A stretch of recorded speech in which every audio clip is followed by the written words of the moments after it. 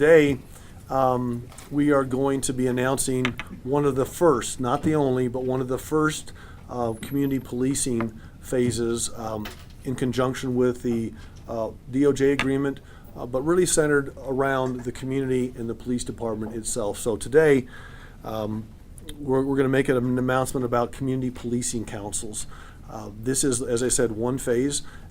Early in June, maybe by the second week in June, we're also going to make some additional announcements about a broad-based community input process where we can take input from the community, work as a community on taking that input, crafting it into an overarching agreement that the community, the department, and everyone can have in place to set goals and expectations, and then set up some community monitoring for that agreement.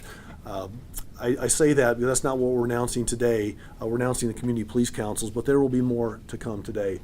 I want to thank the community leaders that are with me today. I've been, as a mayor, over the last month or two, having a large number of meetings with individuals in our community, from diverse groups to families who have been affected by officer-involved shootings and use of force, to members from the faith community that are here with us today, to neighborhood leaders who are with us today, to police officers themselves, frontline officers.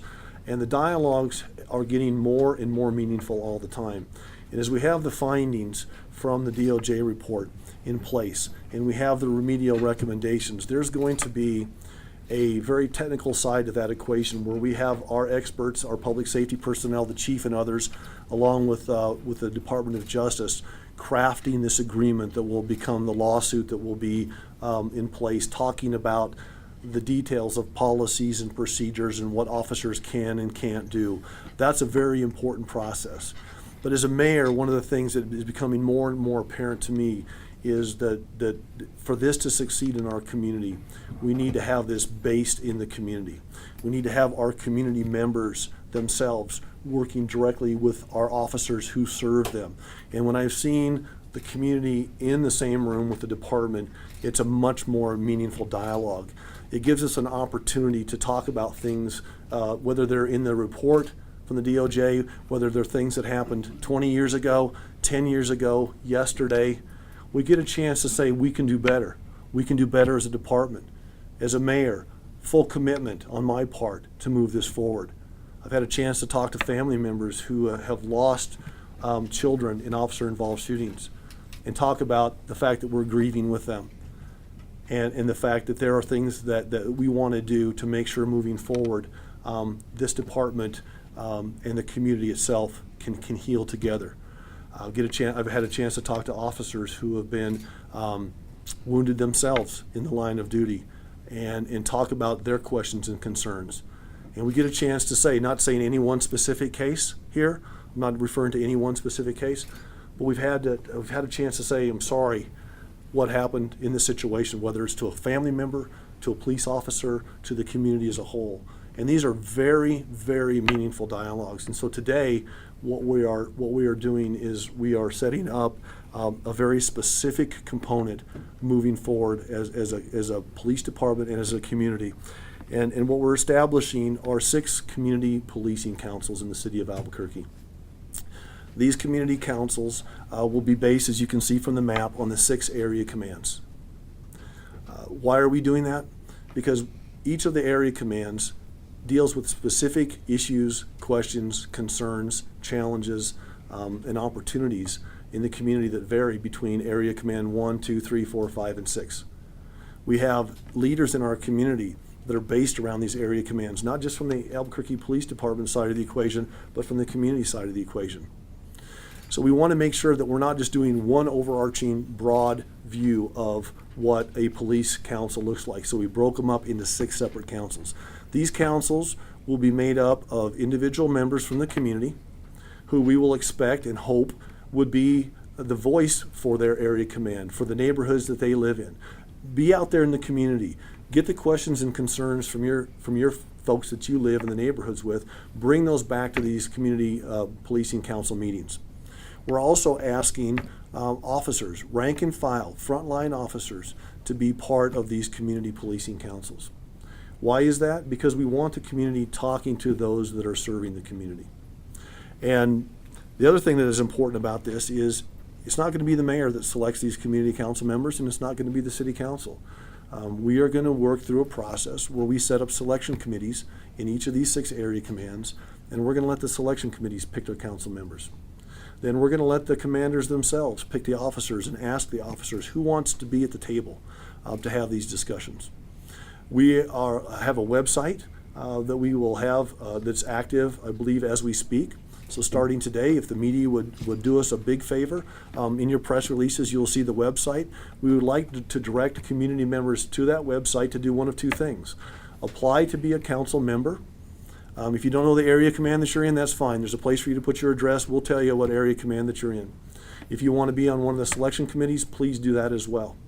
And I'll be working as a mayor to set up these selection committees with input from the community and the council and others. And then we will take all of the applications and we will put them straight through to the selection members. Also, everybody that applies to be part of this process, you will also be automatically part of this phase 2 that we will be announcing in several weeks, where we will have online surveys. Every single person in the community has a place at the table. We'll break them up, break people up into groups. We'll let them self-identify areas that they're interested in, whether they're from the faith community, whether they're from families that have been affected, whether they're officers and their families, whether they're from the business community, whether it's from youth and young adults. There's no end to the different groups that we can set up. And so, once again, we think this is a good start to getting this moving forward. We will spend the month of June as we start getting applications in, crafting the bylaws, if you will, for the community policing councils. And at that point in time, we'll start appointing members. We will ask that the community policing councils meet on a monthly basis to start with. And then if they choose by council, each council can do their own thing, if you will. If they want to meet quarterly after that, whatever they decide is most appropriate for the area command, that is what we feel is appropriate for them as well. But the reason we want to do it on a monthly basis at the beginning and get this started in July is because we want to be able to take some of that input to us as we meet with the DOJ to draft and craft an agreement for our community that works not only for the community but also for the police department. Once again, thank everybody who's been willing to sit here and have candid conversations with me as a mayor. We had several city councilors that were at our last meeting just a few moments ago. I want to thank them for coming and being here as well to share with us. Let's open it up if you have questions. How big will these community policing councils be, and is it a designation so there are like 2 officers and 2? You know, originally the framework for this came from some conversations with Cynthia Taylor, who is the community relations branch of the DOJ, and this is a process that has worked in other cities. Different cities do it different ways. I want to let our selection committees make those decisions. I've seen some cities where they have 6 council members and 2 police officers. The council members themselves are voting members. The police officers themselves aren't. In some of the meetings we've had, folks want to take it to 12. You know, we'll allow some flexibility, and we'll craft all of those details over the next month so that, you know, it's not just the mayor telling you how many people can be on the council. But what the council will do is they will have voting members on the council. So if there are ideas and there are recommendations that come out of these councils, they will go directly to the chief of police. The chief of police will be required to take these recommendations into account as he is setting policy for the Albuquerque Police Department. That information will also be disseminated back down to each area command through the commanders, the lieutenants, and the sergeants to make sure that the rank and file officers are hearing the information in their briefings. The chief will put out regular reports to the community on the findings from the community policing councils. Those will be made public. If there are discussions that happen inside the community policing councils that have to be protected by law, for example, if there's a discussion about a particular officer or a particular situation in the area command that for some reason is protected by personnel laws or others, well, we'll accommodate that as well. But we want to make sure that the chief is putting out regular reports. We'll make those reports quarterly. If they need to be more often than that, based on our conversations with the community, we can do that as well. Will these meetings be public meetings? The meetings will actually, based on some of the early criteria that we have seen in other cities, there will be portions of the meeting where we want the council members themselves to have an intimate conversation with the police officers and those that are serving them. So some of the guidelines that come through these meetings Parts of the meetings, if there's things that are being discussed that are protected by law, those can't be held in a public format. Other areas can. So we will work with our selection committee members to set that up in the coming month to make sure that it's what the community wants. And of course, in this phase 2 that we'll be announcing in early June, that will be, everything in those meetings will be public, because those aren't designed to talk about individual matters with individual officers or individual community members. Those will be designed to have input from everyone in the community. So there's nothing about those future meetings that would have to be protected by law, in my opinion. Thank you for coming. This is a good start. This is a foundation. We talked about this in our last meeting. This is not an event going through this process of community policing. This is a process. And it's going to take months and years to get where we want to get. But what we're trying to do is get these foundations in place. I'm a contractor by trade, so I think of things about setting foundations.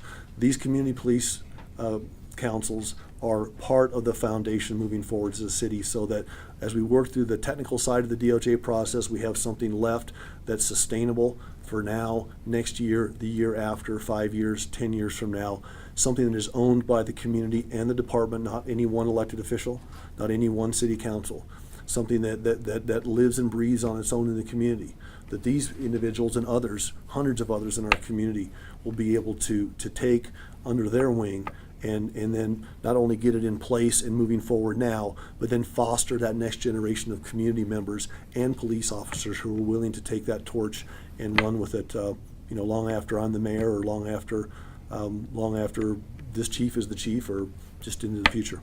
So I'm optimistic. Our conversations have been going very well, and I think we're on the right track to get this moving in the right direction. So we'll